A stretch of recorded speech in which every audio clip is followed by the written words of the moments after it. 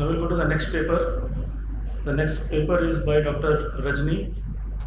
She'll be speaking on generation of RPE from hiPSC, subretinal transplantation in rats, and preparations for clinical trials. Dr. RAJANI, please. Thank you so much. Some part of this work has already been published in part because the work has been going on for the last 6 years. And so many retinal degenerations, including genetic diseases, have no treatment. One of the common ones is dry AMD. And if you look at dry AMD, it's mostly the retinal pigment epithelium that gets involved. So cell therapy basically involves replacing the retinal pigment epithelium either with any kind of stem cells, either induced pluripotent stem cells or embryonic stem cells that have been converted into RPE.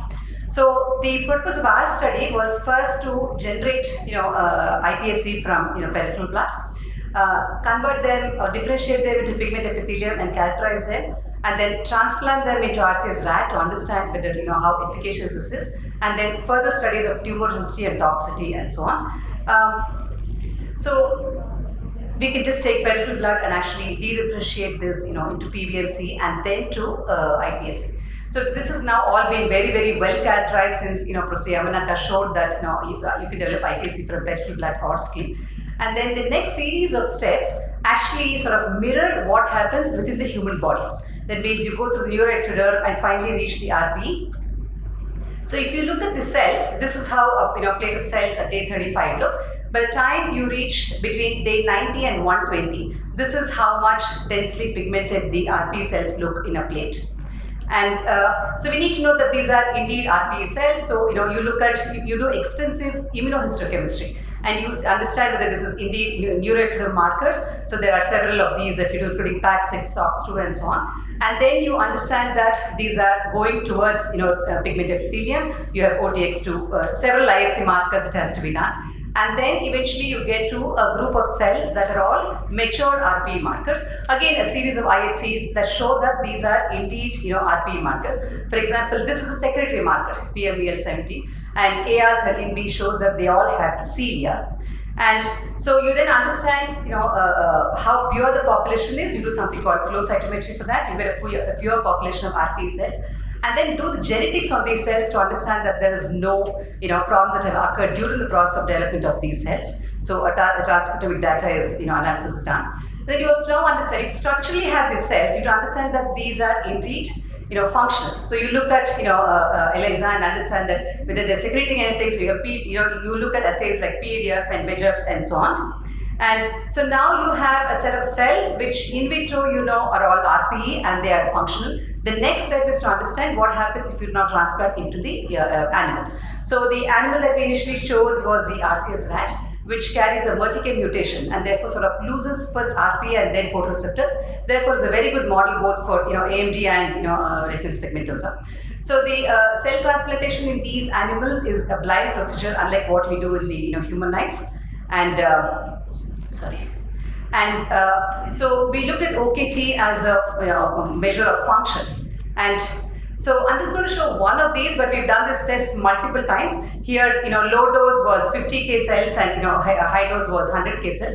So it showed, on the OKT thresholds, considerable change in the thresholds of their visual function. And then we looked at ERG responses, both scotopic and photopic. While the 50K showed a better one, they actually reduced with 100K. And then we looked at the quantification of the cones, because that's one of the surrogate markers that we use. We found that in the areas that we actually inject, the cones are considerably higher. That means they survive compared to a loss of cones that happens in eyes that are not injected. So this is the actual histopathology. And that's the fundus photo of one of the animals that shows the pigmentation post-injection. And that's actually the cells, the transplanted xenograft on a IHC. And so the outer nuclear layer is actually used as a surrogate marker. So both post 60 and 90 days, we looked at these to understand whether the animals are, how the histopathology was, and show a large picture. So if you look at this at P60 and 90, so the outer nuclear layer is sort of degenerating in a saline injected or a control, whereas in a cell injected eye, that sort of starts becoming healthier and continues to retain its function. So now we've done all of this. We did this, I think, about four times, and we did it with 3 doses, 50, 100 and 150K. Once we have this, the next step is to understand. So we now understand that this is now an effective thing to do. The next step is to look at all the regulatory, the process needs to be involved. So we need to show that there's no tumor formation. So we went to DRF in Delhi. We've done human studies, and then you need to show that they're not toxic. So there are 2 animal models you have to use. So we use rabbits and rats. You do both subretinal and subcutaneous injections of all 3 doses, and we've got clean results with all of that. So this is one of the OCTs that was done immediately after injection in the rat eyes. So you can actually see the detachment on the OCT, and the HP results showed that there was no major toxicity seen in any of these animals at about 8 weeks after the injections.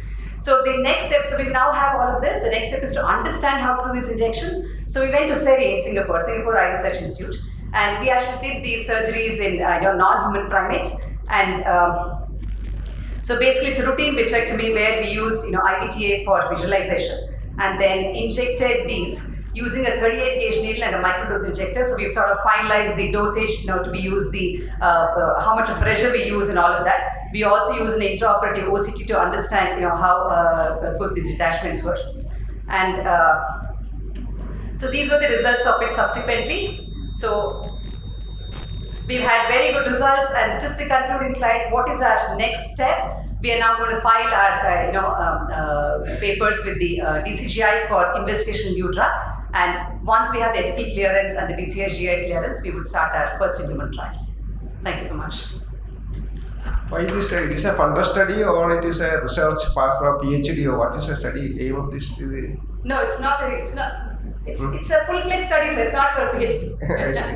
Okay. Yeah. How will you do the OCT for the rats? There's an OCT specifically to do this for animals. At DRF, they actually have an OCT that we could do for that. Yes, we could do it. Yes. So vitrectomy also you can do this. So vitrectomy you can't do it in the rat eyes. In the NHPs, non-human primates are all macaque monkeys. There it's a routine one. We have Singapore SERI has the entire setup for this, including intraoperative OCT. Whereas in rat and mice, a blind procedure. I've done multiple of these. It's literally a very, you have to know it, just do it. It's not something that you can actually see and visualize and do it. Rajani, any role of adaptive optics? It's possible. It's just that we don't have any institute in the world where they have adaptive optics for, animal eyes. So yeah, I mean, if it's there, then I think that will be the next step to really look at what's going to happen inside the eye. How much migration of cells you are seeing from the injection side? It's a very good question. No, so whatever we have seen, there's a lot of discussion between injecting a sheet versus suspension. Suspension is relatively easier because you do it subretinally, you do a vitrectomy and you do it subretinally. So most of the times it does sit as clumps. It doesn't migrate anywhere else. It does not come, there is a bit of reflux that we've noted, but it's not been a very major concern. ERN formation is not a major concern. But in the NHPs, we've shown up to 3 months that the cells have been sitting there. And so, it's okay. But it will not spread like what happens in a sheet, because in the sheet, you have a single layer of cells. But then it will come in with the complication of how do you inject the sheet under the retina? Because doing the 38 gauge, honestly, retinotomy itself, we're worried about all complications. With the sheet, then, so there's ifs and buts, of course. You won't go near the fovea, no? You're injecting a little away from the... No, so while our phase 1, so our trial is going to have 2 parts, phase 1 part A and part B. Part A is going to be all people who are legally blind with geographic atrophy, so we're not obviously going to touch the fovea. But once we have the phase A, then the phase B will actually have people with vision less than 2200 and more than 2064. So it's possible that we may actually reach up to the fovea. At this point, we're not going to go anywhere close to fovea. The idea is hopefully if things work out, we're able to do all of this well. Then at least people with intermediate AFD, we should be able to target, just so that, once it reaches a point of complete loss of vision, then really there's not much that we're going to do.